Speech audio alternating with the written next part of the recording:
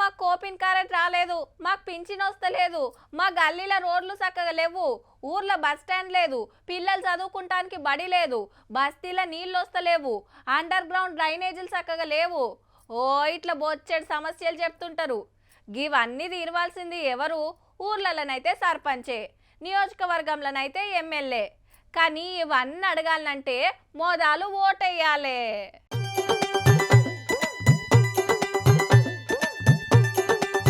కేరళంలో 140 సీట్లు, అస్సాంలో 126 సీట్లు, పాండిచ్చేరిలో 30 సీట్లకు ఓట్లు పడ్డాయిగా. పొద్దుగాలనే కాటర్లు పట్టుకొని లైన్లు కట్టిర్రు పబ్లిక్ అంతా.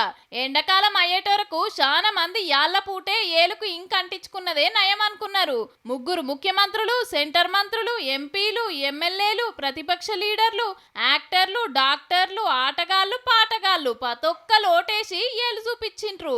ఇక నిలబడ్డోళ్ళు గుడికి పోయి మేమే గెలిచేటట్టు చూడు సామి అని గట్టిగా మొక్కుకొని పోలింగ్ సెంటర్ల కాడికి వచ్చిర్రు. పాండిచ్చేరిలా గీ రోబో ఎలక్షన్ డ్యూటీ చేసిందుల్లా ఓటర్లకు గులాబీలు ఇచ్చి ఎల్కని చెప్పింది. గిట్లా ఆడాడ చిన్న చిన్న పంచాదులు తప్పితే పెద్దగా లొల్లులేం కాలే. కేరళల పవర్లున్న కామ్రేడ్ల ఎల్డీఎఫ్ కు, కాంగ్రెస్ పెట్టిన యూడీఎఫ్ కు తగ్గ ఫర్ నడుస్తుంటే నడుమి ఇట్లా బీజేపీ ఉంది. అస్సాంలా మళ్ళా కమలం పార్టీ గెలుస్తుందని చాలా మంది చెప్తున్నా ముచ్చట. ఇవాళ 3 కాడ ఒడిచినాయి కాబట్టి ఇక తమిళనాడులో 23 తారీఖు నాడు ఓట్ల జాతర. ఈడ జోరు మీద ఉన్నది ప్రచారము. అధికార డిఎంకే కాంగ్రెస్ గ్రూపు, ప్రతిపక్షం అన్నా డిఎంకే బీజేపీ గ్రూపు, ఇంకో దిక్కు టీవీకే.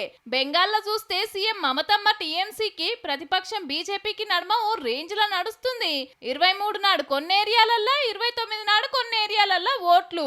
వచ్చే నెల 4 నాడు ఓట్ల మిషన్లు తెరిస్తే ఏ పార్టీ గెలుస్తుందో తెలుస్తుందిగా.